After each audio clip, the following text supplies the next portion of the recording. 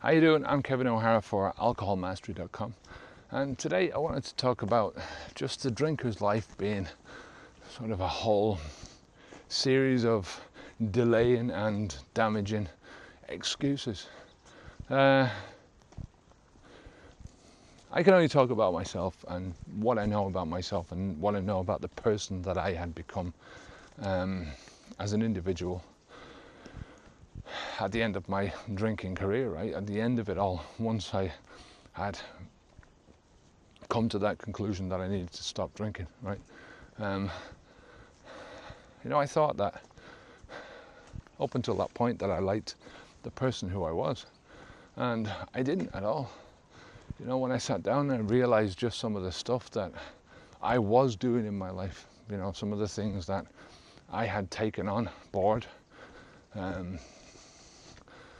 some of the behaviors that I was accustomed to doing as habit, just filled me with sadness more than anything else. A sadness that I hadn't realized sooner, where I'd gone, where this pathway had taken me, that I hadn't spotted it, that I hadn't seen the many signs along that road that point to trouble and not nice consequences. One of the biggest areas of regret for me are the missed opportunities that I could have done, right? The things I could have done. And I'm not talking about, we all have, there's an opportunity cost to everything, right?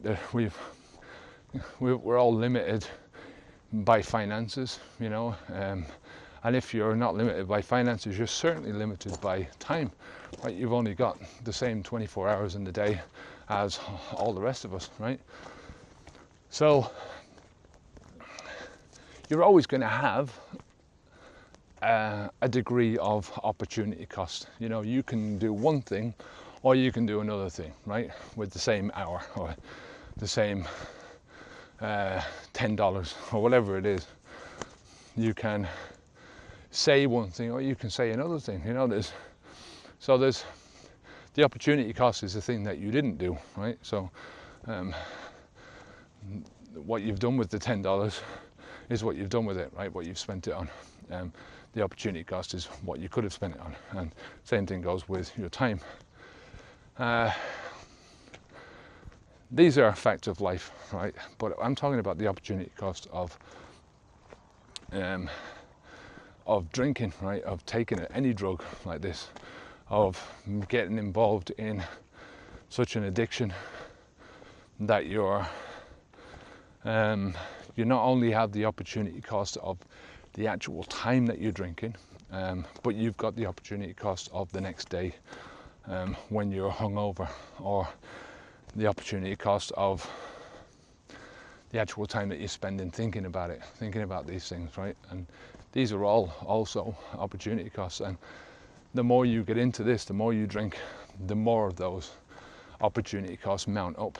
When you're learning something new, when you're doing something positive in your life, those gains tend to be cumulative, right?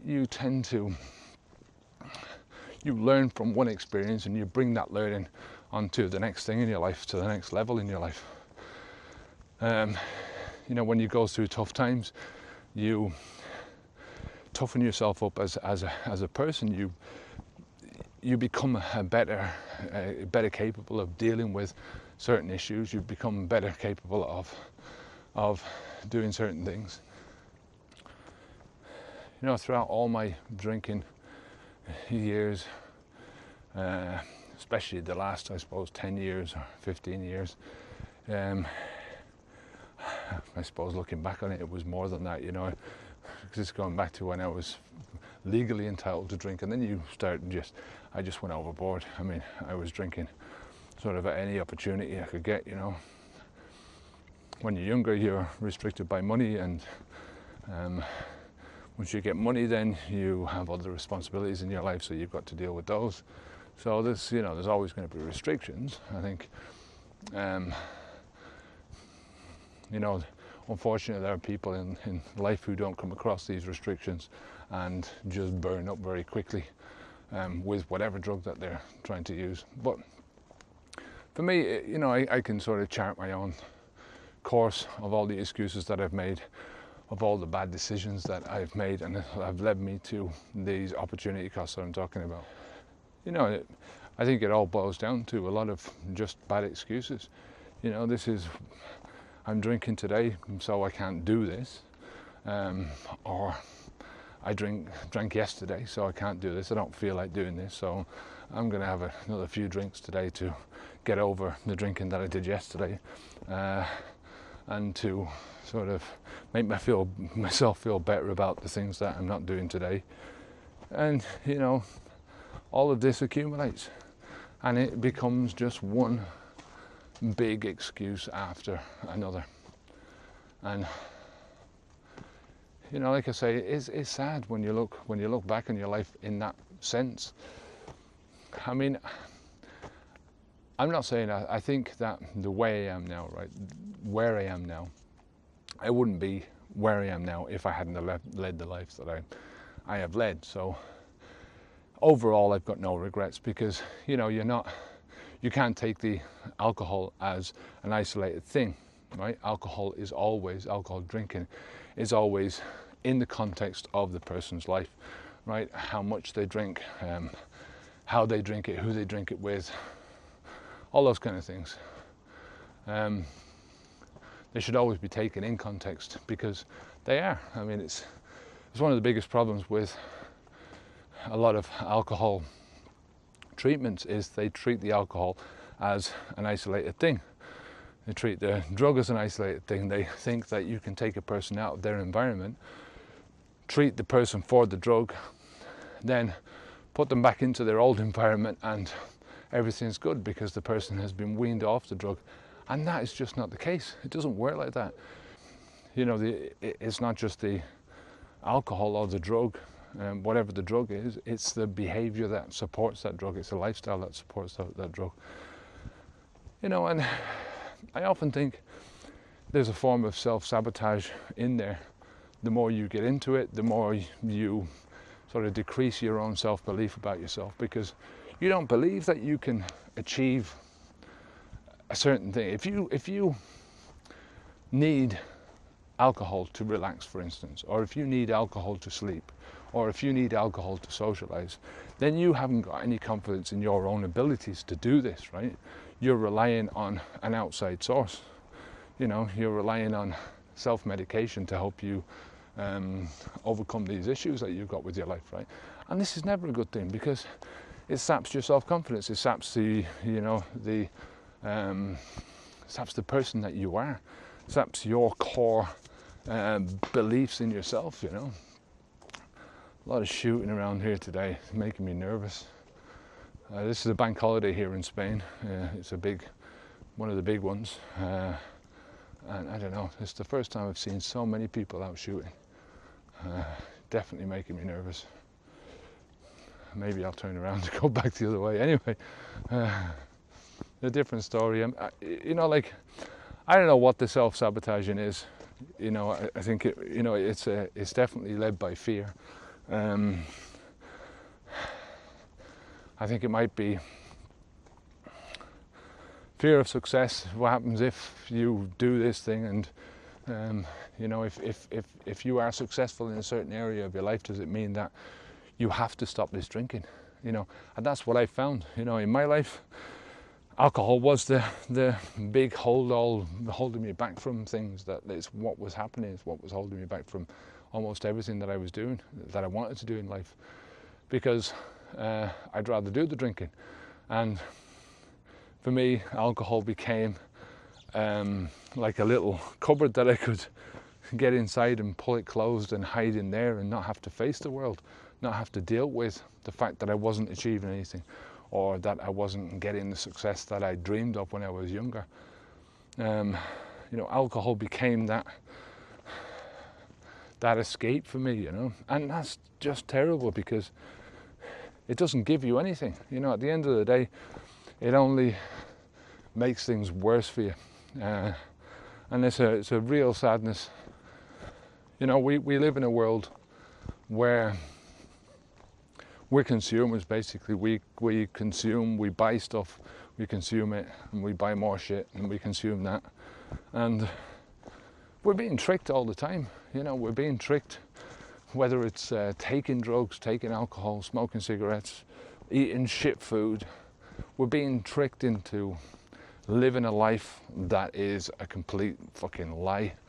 It's self-destruction on a shelf, you know, and we buy into this. You know, we're buying into this every fucking day, and you know, this is what I'm trying to fight, an internal fight all the time. You know, trying to get rid of this thinking and trying to, you know, ask myself questions about everything that I'm doing, including the things that I'm buying and why I'm buying, the motivations behind me buying it. And you know, we're sometimes our own worst enemies, because we can get inside our own heads and we can justify all these things. We make up reasons for justifying drinking or smoking or buying shit that we don't fucking need, buying the next car, wanting the next car, you know, all this kind of stuff. Consumerism is destroying us as individuals and as a society, I think. You know, we've become very shallow people in the midst of all this greed. You know, and it's not our greed, it's not our personal greed, although we're buying into it with the thing that we want more and we want more, but in the personal greed of others, you know, who have got no qualms at all about using whatever tools they have to psychologically convince you that you need this product or that product. You need to drink to be happy, you need to drink to have fun, to socialize, that you can't drink or celebrate even, you know. I mean, how many celebrations do you see now that don't involve alcohol to some degree, you know, big celebrations, you know. And when people win something, you know, when your team wins something, when an individual sporting personality wins something, first thing that you pop open is the champagne. You know, wedding parties, massive birthday parties, all involve this fucking poisonous toxin, you know, that's wrapped up in a bottle with a big bang. So it makes us all feel good that there's a bang and then there's a big spurt out. And all this, you know, when you drink it and you get the bubbles in your nose, psychological fucking warfare that is, you know, and we don't get it. We don't realise that this is fucking happening, you know, and it's so sad. You know, we're on this never-ending search for happiness and fulfillment and stuff, and we're never going to find it in those areas, unfortunately. You know, the old saying goes, you can't buy me love. You know, you can buy a lot of stuff and you can buy a lot of instant gratification, but you know, how soon does that disappear?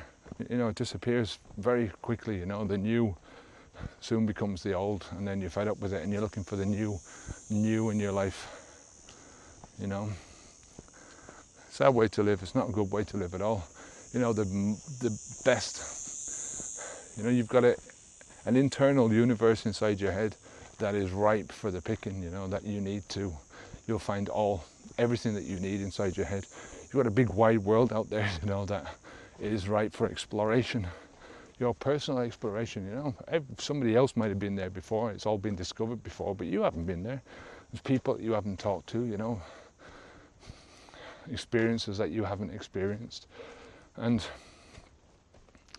all the time we're stuck going down to the shops and buying shit, or going down to the pub and drinking ourselves into a stupor, wondering what's the next move to make, or what we're going to buy next, or you know, this is a bit of a rant, I know that, but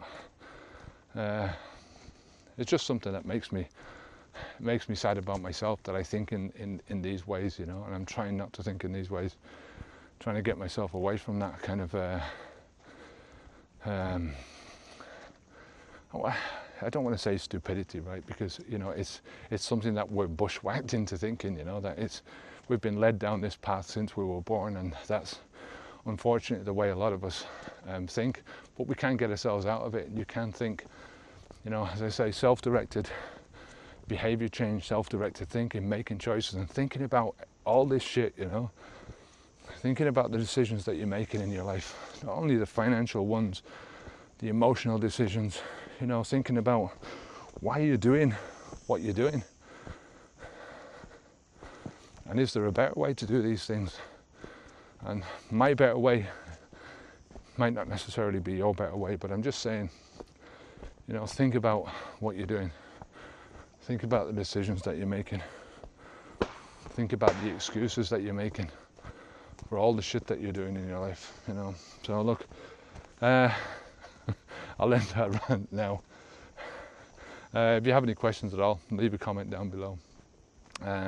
Love to hear what you have to think about this, you know, your alternatives, you know, what is your alternative to this? Do you feel like your life is being wasted away in this consumerist culture? You know, do you feel like your life is being wasted away by the excuses of trying to get this immediate satisfaction rather than waiting, you know, and pushing yourself to do better in times future? So that's it for today anyway. Look, if you have any questions at all, as I say, leave a comment down below, subscribe to the channel, give us a thumbs up, and until next time, stay safe, keep the alcohol out of your mouth, and I'm Kevin O'Hara for alcoholmastery.com. Onwards and upwards. Good luck.